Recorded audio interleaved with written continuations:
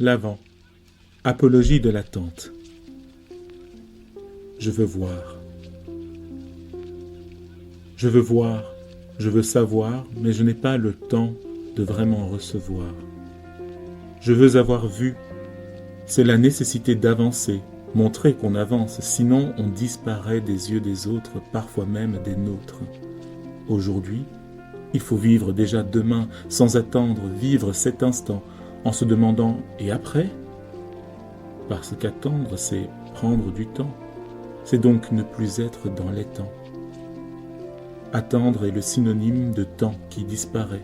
Attendre, c'est même disparaître. Attendre, c'est être absent. Soyons devant. Prenons les devants du temps, courons et attrapons ce temps pour le devancer et ne plus devoir s'y conformer. Anticiper, projeter, programmer, organiser, le cœur serré. Ce n'est plus le moment d'entendre. Il n'y a plus le temps de s'entendre. Ce sable, cette ombre, ces aiguilles et puis ces chiffres, ce temps est de plus en plus pesant, mécanique, animé, impassible, en espérant un jour être hors du temps, un jour échapper à ce rythme permanent.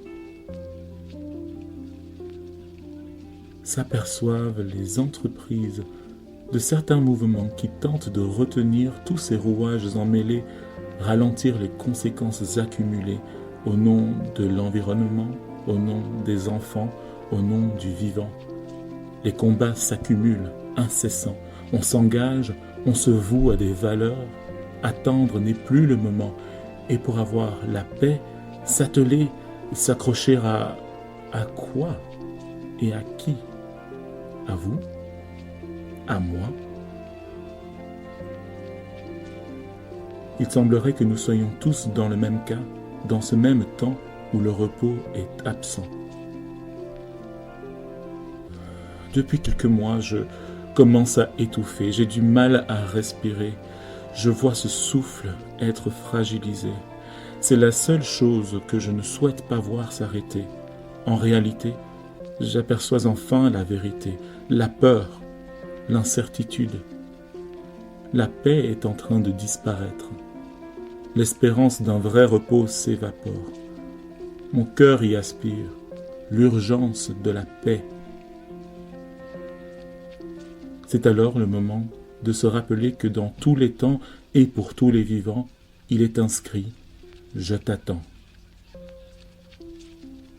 Au-delà de notre temps, il attendait, non pas passivement ni impatiemment. Il préparait, il s'est préparé et il est venu, Christ emmailloté. Dans l'humilité de ce savoir petit, il fut animé de ce fragile souffle. Lui l'a assumé. C'est un enfant qu'il a donné pour porter et supporter le poids qu'est devenu la vie. Le souffle de l'Éternel reposera sur lui, souffle de sagesse et d'intelligence, souffle de conseil et de force, souffle de connaissance et de crainte de l'Éternel. Il respirera la crainte de l'Éternel. Il ne jugera point sur l'apparence, il ne prononcera point sur un oui-dire. Aujourd'hui, en ces temps de l'Avent, célébration de son avènement, c'est le moment de s'arrêter. Oser respirer pour recevoir le cadeau qu'il nous prépare depuis des années. Avec lui, le temps n'est pas contre la paix. La quiétude n'est pas juste apparente. C'est la pleine confiance dans la confidence. C'est la vraie paix, celle qu'on ne peut concevoir ni mériter, mais juste recevoir. Saurais-je arrêter mon regard et tendre ma main vers celui qui m'attend depuis si longtemps? En effet, un enfant nous est né, un fils nous a été donné, et la souveraineté reposera sur son épaule. On l'appellera merveilleux conseiller, Dieu puissant, Père éternel, Prince de la paix. L'Avent, battant, en paix.